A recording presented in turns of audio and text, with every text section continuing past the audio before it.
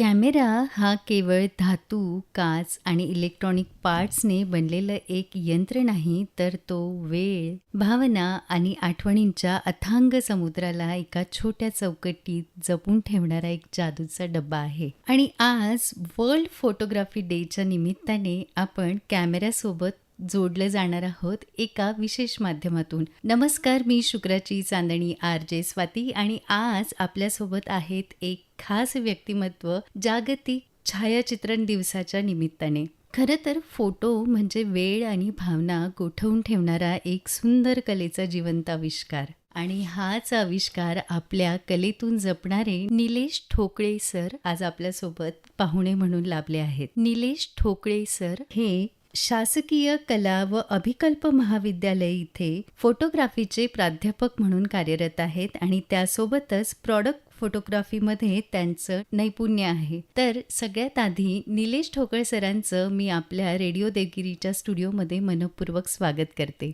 Thank you ma'am. Sir, खरं तर आजचा वर्ल्ड फोटोग्राफी डे हा सर्व फोटोग्राफीची आवड असणाऱ्या आणि छायाचित्रणातून आठवणी जपणाऱ्या अशा फोटोग्राफर्सना समर्पित करणारा असा हा दिवस. खरे आणि फोटोग्राफर्सला आजचा दिवस समर्पित आहे, म्हणूनच आज आपले खास पाहुणे म्हणून आम्ही ह्या फोटोग्राफरला इथे आमंत्रित केलं आहे. तेव्हा एक फोटोग्राफर म्हणून आज आम्हाला तुमचे अनुभव सुद्धा जाणून घ्यायचे आहे आणि ह्याला करिअरच्या दृष्टीने सुद्धा आम्ही कसं बघायचं हे पण जाणून घ्यायचं आहे. नक्कीच. सर, सगळ्यात आधी तर वर्ल्ड फोटोग्राफी डे म्हणजे जागतिक छायाचित्रण दिवस ह्याची सुरुवात झाली ती 1843 मध्ये लुईस डॅगर आणि जोसेफ निप्से यांनी डॅग्युरोटाईप ही फोटोग्राफीची पहिली पद्धत सुरू केली होती. बरोबर.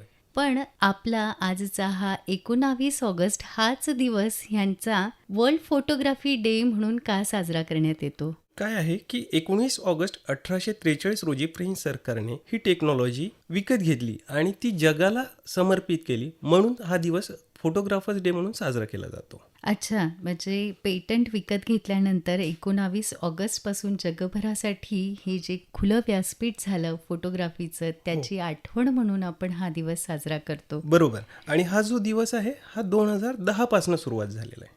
अगदी बरोबर सर. 2010 पासून आपण वर्ल्ड फोटोग्राफी डे साजरा करण्याची सुरुवात केली आहे. बरोबर. आणि सर, त्या निमित्ताने आज आपण फोटोग्राफर म्हणून आम्हाला लाभला आहात. आधी तर आमच्या श्रोत्यांना हे जाणून घ्यायचंय की फोटोग्राफीची आवड सगळ्यात आधी तुम्हाला कशी लागली? पहिले तर मला चित्र काढायला आवडायची. चित्र काढायला आवडल्यानंतर याचं एक टेक्निकल एज्युकेशन कुठेतरी घ्यायचं असं आम्ही ठरवलेलं आणि आम्हाला फाईन आर्ट कॉलेजला 3री आणि 4थ्या वर्षी फोटोग्राफी हा स्पेशलायझेशन सब्जेक्ट होता. मग असं झालं की एवढा वेळ आपण चित्र काढतो तर फोटोग्राफीला तो एका क्लिकमध्ये तयार करता येतो. तिथून आम्हाला ती आवड निर्माण झाली की चला आपण फोटोग्राफीत काहीतरी वेगळं करू शकतो. अगदी बरोबर सर. पण सर, जसं आता आपण बाहेर बघतो इंजिनिअरिंग डॉक्टर्ससाठी एक तयार अशी शृंखला असते की ज्यामध्ये मुलांना माहिती असतं 12वी नंतर नीट दिली की आपण MBBSला जाऊ शकतो. तसं फोटोग्राफीच्या बाबतीत आपल्याला कुठेही गाईडलाईन नसते. बरोबर. तर हे मार्गदर्शन तुम्हाला एक व्यावसायिक छायाचित्रकार म्हणून तुम्हाला प्रवास सुरू करण्यासाठी कसं आणि कुठे मिळालं? बरोबर आहे. तुमचं प्रश्न छान होता. काय आहे की याचं समाज माध्यमात किंवा लोकांमध्ये त्याचा प्रसार आणि प्रचार झालेला नाही आहे. फाईन आर्ट कॉलेजची 3 कॉलेज, एकतर JJ चित्रकला महाविद्यालय आणि छत्रपती संभाजीनगर आणि नागपूर अशा 3 ठिकाणी याची कॉलेजेस आहेत. इथे स्पेशली तुम्हाला तुमच्या आर्टबद्दल असलेलं तांत्रिक शिक्षण घेता येतं आणि तिथून मग तुम्हाला कसली त्याच्यात आवड होणार आहे, कसली इच्छा आहे एखाद्या कलेत प्रावीण्य मिळवायची, ते तिथून तुम्हाला सुरुवात करता येते. आणि सर, तुमचा व्यावसायिक छायाचित्रकार म्हणून प्रवास कधीपासून सुरू झाला? 2012 पासून मी प्रोफेशनल फोटोग्राफर म्हणून एका मॅगझिन कंपनीसाठी काम करणं सुरुवात केलेली होती. तिथे प्रेस फोटोग्राफरची व्हॅकन्सी होती आणि मला निसर्गाचे चित्र काढायला आवडत होते. तिथे प्रेस फोटोग्राफर ॲग्रिकल्चरसाठी जी काही कामं असतात ती शूट करायची मला संधी मिळाली आणि तिथून मग प्रोफेशनली मी काम सुरुवात केली. एक प्रोफेशनल फोटोग्राफर म्हणून जेव्हा आपण सुरुवात केली तेव्हा तुमच्यासमोर प्रोफेशनली कुठली आव्हानं येऊन उभी राहिली? तेव्हा तर होतं की सगळ्यात पहिले रोलची फोटोग्राफी व्हायची. रोल कॅमेरा जे होते आणि आम्ही जी सुरुवात केलेली होती तेव्हा टेक्नॉलॉजी एवढी प्रगल्भ झालेली होती की डिजिटल स्वरूपाचे सगळे कॅमेरे आलेले होते. बरोबर. तिथून शिफ्ट होणं फार कठीण होतं तसं पाहिलं तर. पण त्या टेक्नॉलॉजीमुळे असं झालेलं आहे की खर्च कमी झालेला होता, पण कॅमेरे शिकणं कठीण होतं. बरेचसे सिनियर्स लोकांकडनं किंवा ज्यांनी कामं केलेली आहेत मार्केटमध्ये त्यांच्या थ्रू आम्ही ही कॅमेरे वगैरे शिकलो आणि अडचण नाही म्हणता येत त्याला. टेक्नॉलॉजीने उलट ती फोटोग्राफी करणं सोपं करून दिलेलं आहे. बरोबर. आत्ता फोटोग्राफर होणं तसं पाहिलं तर सोपं गणित आहे. रोल कॅमेरा जेव्हा चालायचे त्याच्यापेक्षा आत्ता ती सोपी गोष्ट आहे. बरोबर. पूर्वीचं तंत्रज्ञान हे तेवढं विकसित नसल्यामुळे स्वतः सगळ्या गोष्टी जुळवून आणायला लागत असणार. बरोबर बरोबर आणि त्या मानाने आता हे सोपं झालंय, सुलभ झालंय. बरोबर बरोबर अगदी बरोबर. सर, आपण आज खरं तर इथे बोलवण्याचं आपल्याला कारण म्हणजे फोटोग्राफर्स डेला फोटोग्राफर्ससाठीच हा समर्पित दिवस आणि आज आम्हालाही ही मुलाखत तुम्हाला फोटोग्राफर म्हणून समर्पित करायची होती. आमच्या श्रोत्यांना फोटोग्राफीची माहिती द्यायची होती म्हणून आपल्याला इथे आज आमंत्रित करण्यात आलं. धन्यवाद धन्यवाद मॅडम. तर सर, यामध्ये सगळ्यात महत्त्वाचं मला जाणून घ्यावंसं वाटतं की तुमच्या दृष्टीने एक फोटोग्राफर म्हणून जेव्हा छायाचित्रण तुम्ही करता किंवा फोटो घेता तेव्हा ती केवळ एक कला असते की त्यामागे काही भावना व्यक्त करण्याचं माध्यम तुम्हाला वाटतं? अगदी मॅडम, खरं आहे. फोटोग्राफी हे जे आहे हे आपला जे भाव आहेत, एखाद्याचा भाव आहे म्हणावं किंवा स्वभाव आहे, एखादी गोष्ट ती मांडायचं एक माध्यम आहे. फोटोग्राफी माध्यम जरी असलं तरी टेक्निकली दृष्ट्या जर पाहिलं तर ते सायन्ससुद्धा आहे. कारण काय होतं की चांगला फोटो काढायसाठी तुम्हाला योग्य प्रकाशाची पण गरज आहे. जर प्रकाश नसेल तर फोटो काढता येणार नाही. बरोबर आहे. आणि जिथे प्रकाश आला तिथे सायन्स पण आलं. म्हणजे योग्य वेळ, योग्य प्रकाश आणि तुमच्या हातात असलेला कॅमेरा याचं योग्य संयम जुळून येणे म्हणजे फोटोग्राफी. बरोबर. अगदी बरोबर सर. सर, जसं तुम्ही म्हणालात किंवा आपल्याला माहिती आहे फोटोग्राफी ह्या जेव्हा आपण फॅकल्टीमध्ये जाण्याचा विचार करतो तर त्याबाबत फारशी माहिती नसते. बरोबर तर अशा वेळेस फोटोग्राफीमध्ये सुद्धा अनेक प्रकारची फोटोग्राफी आपल्याकडे केली जाते. बरोबर. तर त्यातले कोणकोणते प्रकार हे फोटोग्राफीमध्ये आपण घेतो आणि त्याबद्दल आमच्या श्रोत्यांना जाणून घ्यायला खूप आवडेल. बरोबर. फोटोग्राफी म्हटलं तर भरपूर साधनं आत्ता तयार आहेत.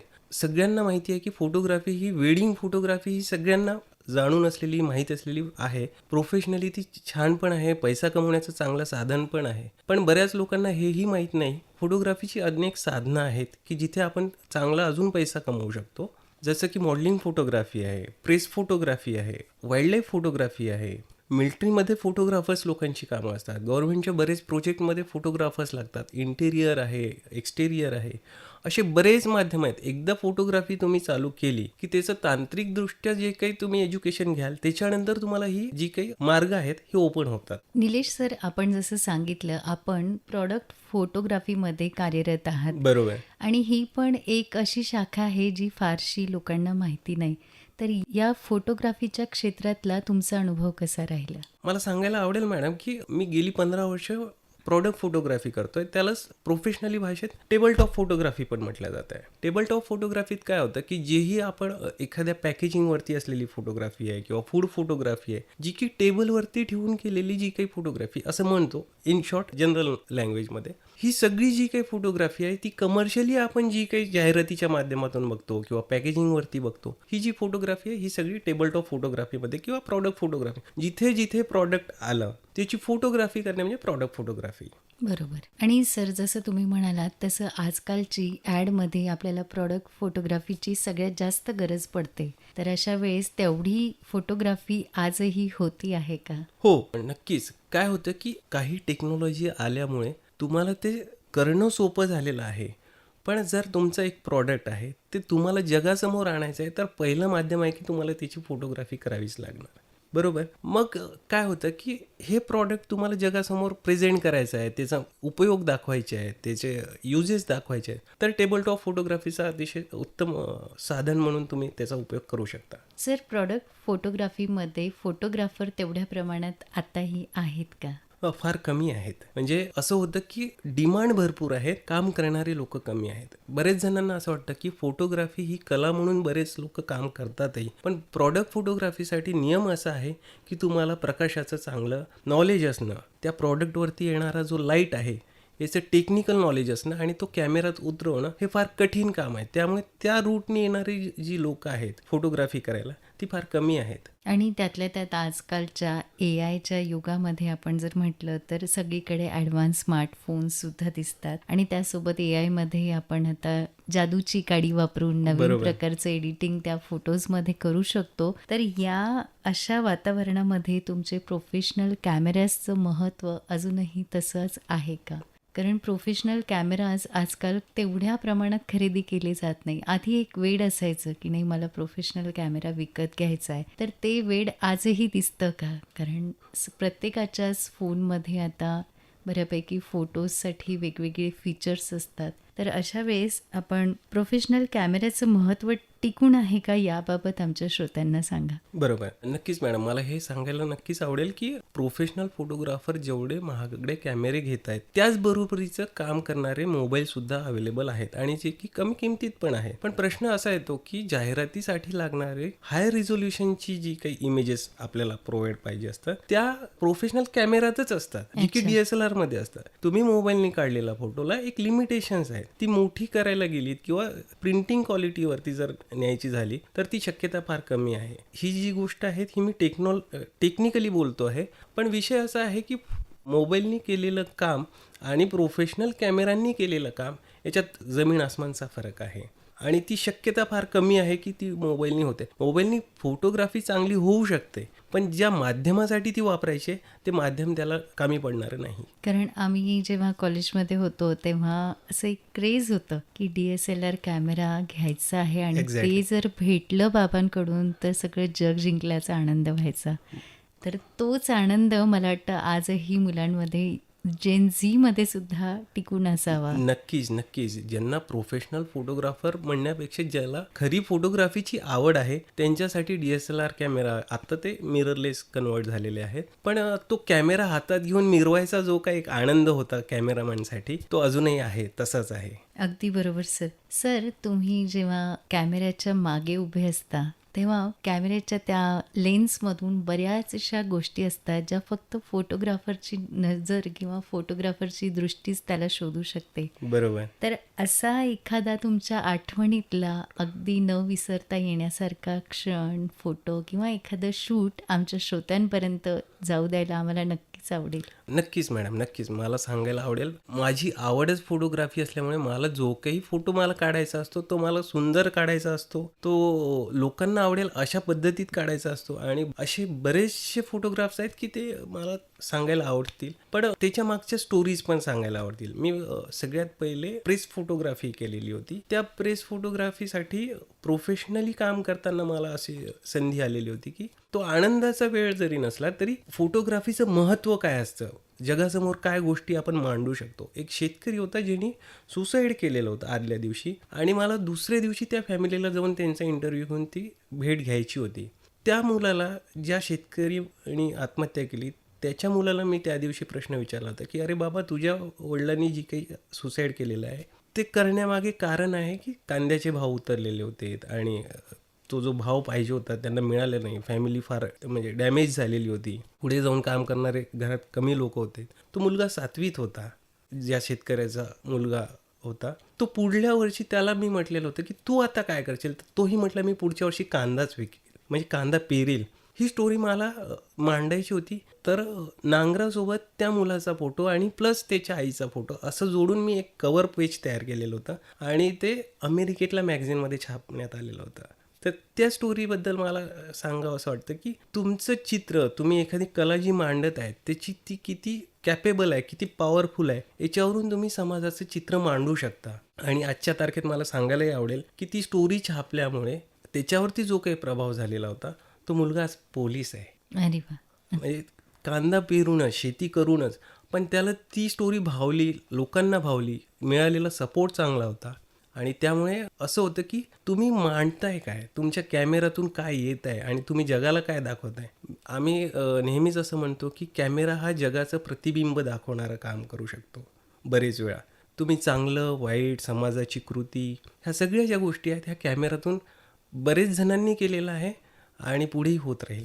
अगदी बरोबर सर. कारण कॅमेऱ्याच्या लेन्समधून आपण कशाचं शूट घेतोय, कसली फोटो छापतोय, याबाबत जागरूकता आणणं हे सुद्धा तितकंच महत्त्वाचं आहे. कारण समाज हा शेवटी आपण जसं म्हणतो की दिसणारी गोष्ट जास्त भावते खरंय खरंय आणि फोटो किंवा शूट्समध्ये सुद्धा आपल्याला दिसणारी गोष्टच भावत असते. खरंय खरंय. सर, आपण जेव्हा ह्या नजरेतून बघतो तेव्हा आपल्याला नक्कीच हे दिसतं की फोटोग्राफरला अँगल असेल, लाईट असेल किंवा त्यासोबतच तुमचे फोटो काढण्याचे एक्झॅक्ट टायमिंग्ज असतील, तर ह्या सगळ्या गोष्टींचा विचार कितपत महत्त्वाचा ठरतो? सगळ्यात जास्त महत्त्वाचं जे काही ठरतं ते ह्या सगळ्या गोष्टी आहेत. कॅमेरा अँगल, प्रकाश आणि तुम्ही कोण्या वेळेत तो फोटो घेणार आहे, हे सगळ्या गोष्टी जेव्हा एका ठिकाणी जमवून तुमचा जो फोटो तयार होतो तो सगळ्यात सुंदर फोटो कदाचित मला असं वाटतं की असेल. कारण काय होतं की मला सूर्य उगवतानाचा जर फोटो घ्यायचा असेल तर तो माझ्या वेळेनुसार नाही घेता येत. मला त्या वेळेवरती हजर राहणं गरजेचं आहे. बरोबर.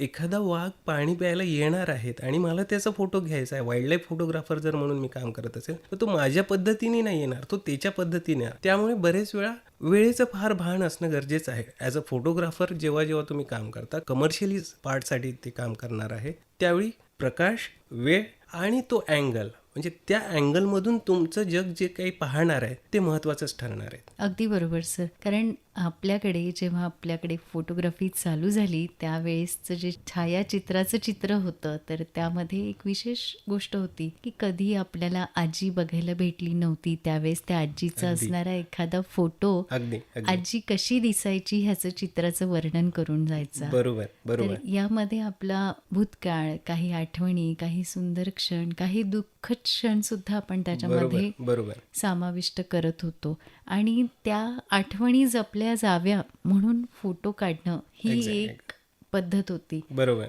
पण आता त्याचं स्वरूप थोडंसं उलट स्वरूपाचं होत आहे. बरोबर. आता फोटो काढण्यासाठी तयारी करून जाणारी माणसं आपल्याला दिसतात. बरोबर. तर याबाबत तुम्ही काय सांगाल सर? नक्कीच.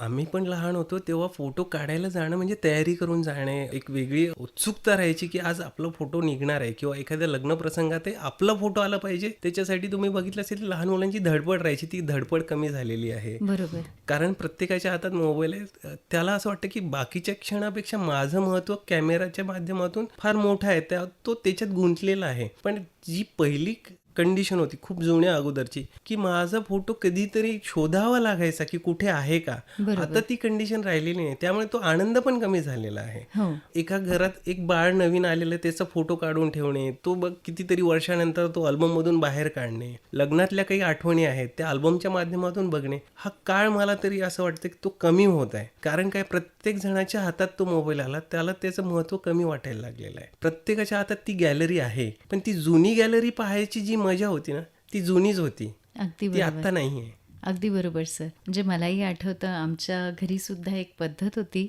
की वाढदिवस असेल त्या दिवशी स्टुडिओमध्ये जाऊन त्या बाळाचा 10 वर्षाचा असेल, 12 वर्षाचा असेल, दरवर्षी फोटो काढला जायचा. बरोबर. त्यामुळे आमचे अगदी बालपणापासूनचे दरवर्षीचा एक फोटो तरी आम्हाला स्टेज बघायला वाईज ते फोटो मिळाला राहायचे तरी आणि अगदी स्टेज वाईज. स्टेज वाईज राहायचे. पण आता जेव्हा आपण फोटोज कॅमेराने काढतो तर त्यावेळेस त्या फोनमध्येच ते साठून राहतात. ते कधी बरोबर. आपण प्रिंट मारत नाही आणि मग त्यामुळे त्या आठवणी कुठेतरी बघायच्या राहून जातात. खरंय, टेक्नॉलॉजी जरी सोपी झाली असली ना मॅडम, तरी आहे ना ती सांभाळणं फार कठीण आहे. बरोबर. पहिले व्हायचं की फोटो काढला तर त्याची प्रिंट व्हायची आणि ती तुम्ही आहे जिवंत तोपर्यंत ती पाहता यायची. हो. आता असं होतं की प्रिंट नाही ना तर ती टेक्नॉलॉजी डॅमेज पण होते. त्याला एक बरोबर. लिमिटेशन्स आहे. तुम्ही प्रिंट नाही करणार ना तर ती जाण्याचे चान्सेस जास्त असतात टेक्निकली.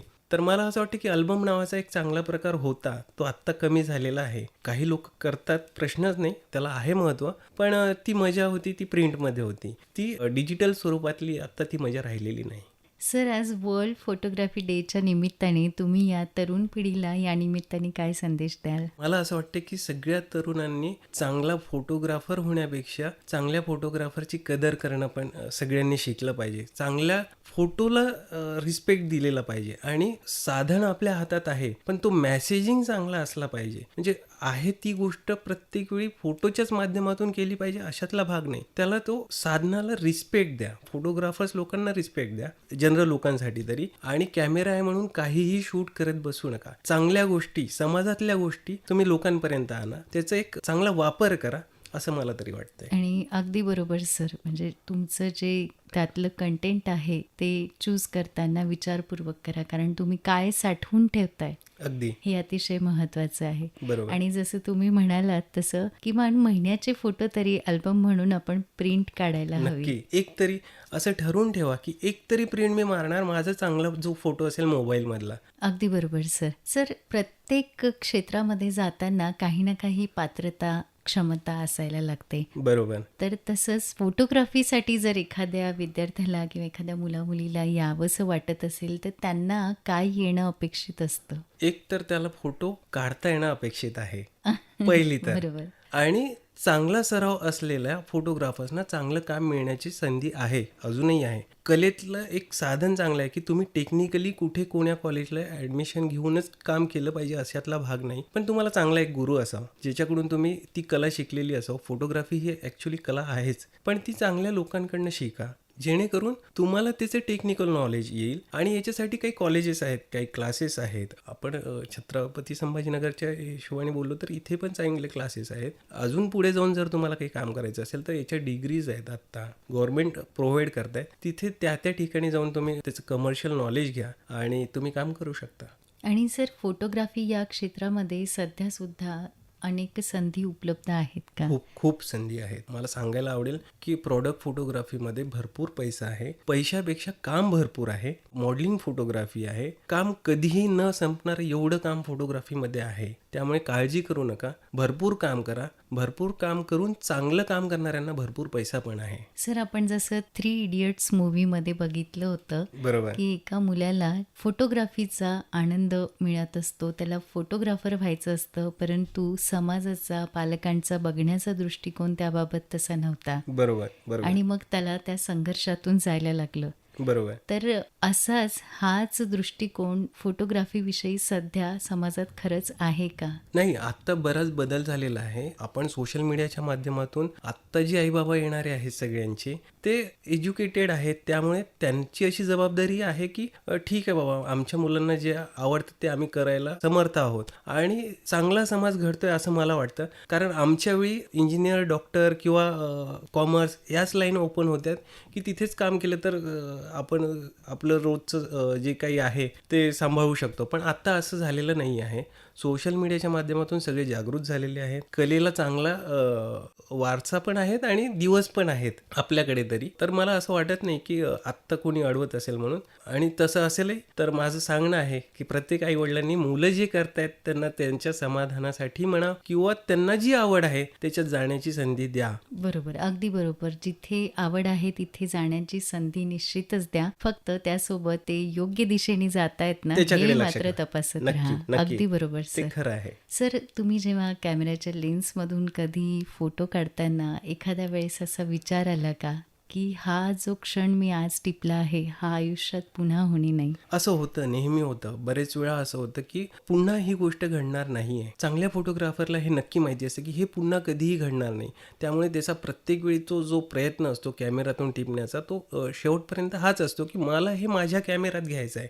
तर ते हजारो लोक जे करतायत ना मोबाईलमध्ये, त्यांची ती धडपड हीच आहे की माझ्या कॅमेऱ्यात यावं. पण याच्यात काय होतं की तुम्ही त्या गर्दीत तुम्हाला नाही मिळत ती गोष्ट.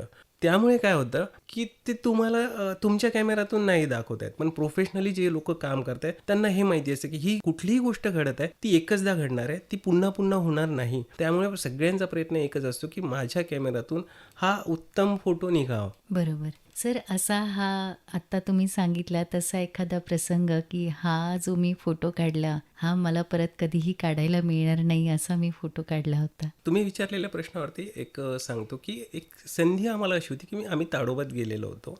अच्छा. आणि ताडोबातल्या याच्यात वाघांचे फोटो काढायला सगळ्यांना भरपूर आवडतात. पण आम्ही 2 दिवस तिथे ट्रिप करत होतो. बिलकुल एकही वाघाचं आम्हाला दर्शन झालेलं नाही. पण तिसऱ्या दिवशी अशी संधी आली, की एक वाघीण आहे आणि तिच्या आजूबाजूला 4 पिल्लं पण आहेत तिच्यासोबत. ती आली, स्वतः पाणी पिली, त्या पिल्लांनी पाणी पिलं आणि जाताना ती पहिले गेली, तिच्या मागे 4 पिल्लं होती. ही संधी आम्हाला कंटिन्यू असं होतं, की किती फोटो काढायचे आहेत, किती? अक्षरशः शेवटच्या कंडिशनला मी कॅमेरा बंद केला आणि फक्त वाघ आणि तिची पिल्लं आम्ही बघत राहिलो. तर ती जाताना पुन्हा वळून बघते, की माझे 4 पिल्लं आलेले आहेत की नाही मागे. ही जी होती ना, की बरेच वेळा असं होतं, की माझ्याकडे साधन आहेत, माझ्याकडे कॅमेरा आहेत.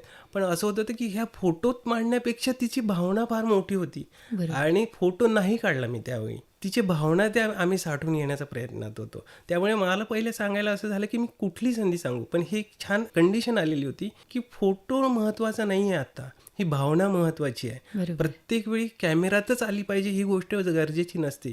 ती आयुष्यभर साठवून राहिली पाहिजे ही तेवढीच महत्त्वाची असते. अगदी बरोबर सर. प्रत्येक वेळी कॅमेऱ्यातूनच सौंदर्य दिसेल असं नाही अजिबातच होत. नाही. कारण काय होतं, की कॅमेराला मॅडम टेक्नॉलॉजीची एक लिमिटेशन्स आहेत, पण तुमच्या भावनांना नाही. अगदी बरोबर. तुम्ही कॅमेऱ्याच्या पलीकडे जाऊन पाहू शकता. ती संधी तुम्ही आत्ता कदाचित डिजिटल माध्यमातून किंवा मोबाईलच्या माध्यमातून सोडत आहे. गेली 20-25 वर्ष वापरतोय. पण प्रत्येक वेळी असं होतं, की सगळं कॅमेऱ्यातच पाहिजे असं गरजेचं नाही. तो क्षण तुम्ही निदान जगा. एका लग्नात जर तुमचं जवळच्याचं लग्न आहे, तर तो क्षण जगण्यापेक्षा तुमच्या मोबाईलमध्ये आणण्याची जास्त धडपड लोकांमध्ये आहे. बरोबर. ती चुकीची आहे. तुम्ही ते लग्न जगलंच नाही, तो क्षण जगलाच नाही, हेही फार महत्त्वाचं आहे. हो. माझ्याकडे त्यावेळी ती वाघीण आणि तिची 4 पिल्लं टिपायसाठी फार चांगलं साधन होतं. पण तो मला पाहता आला नसता. बरोबर. ते लाईव्हनेस त्याच्यात नसतं कदाचित. त्यामुळे तो नाही टिपला. कारण ती संधी मी नंतर आणीलही कदाचित. पण ती मला जगता आली नसती कदाचित. अगदी बरोबर सर. मला वाटतं त्या वाघिणीचं नाव माया वाघीण होतं. एक्झॅक्ट. आणि ती 4 पिल्लं अतिशय सुंदररित्या तिचे सुंदर. मागे जायची. एक्झॅक्टली. खरंच आहे. अंधारपणामधलं तिचं विश्व तुम्ही उघड्या डोळ्यांनी जे डोळ्यांनी टिपलंय, ते खरंच क्षण टिपणं आणि भोगणं जो प्रकार म्हणतो ना आपण, की तो क्षण आम्ही भोगलेला आहे, पाहिलेला आहे, अनुभवलेला आहे. आणि आत्म्यात उतरवणं जो प्रकार आहे ना, तो कॅमेऱ्यात कदाचित होणार नाही, पण तुमच्या मनाने होऊ शकतो. अगदी बरोबर सर. सर, आज तुम्ही आमच्या श्रोत्यांसाठी इतका अमूल्य वेळ इथे दिला त्याबद्दल आपले खूप खूप आभार. आणि त्यासोबतच जागतिक छायाचित्रण दिवस म्हणजेच वर्ल्ड फोटोग्राफी डेच्या आपल्याला खूप खूप शुभेच्छा. धन्यवाद मॅडम. तुम्ही मला ही संधी दिली, की मी इथे येऊन काही माझ्या फील्डच्या काही गोष्टी तुमच्यासमोर मांडू शकलो, लोकांसमोर मांडू शकलो. त्याचा मला एक सार्थ अभिमान आहे. धन्यवाद. अशाच नवनवीन अनुभवांसाठी जोडलेले रहा रेडिओ देवगिरी 91.2 FM सोबत. धन्यवाद.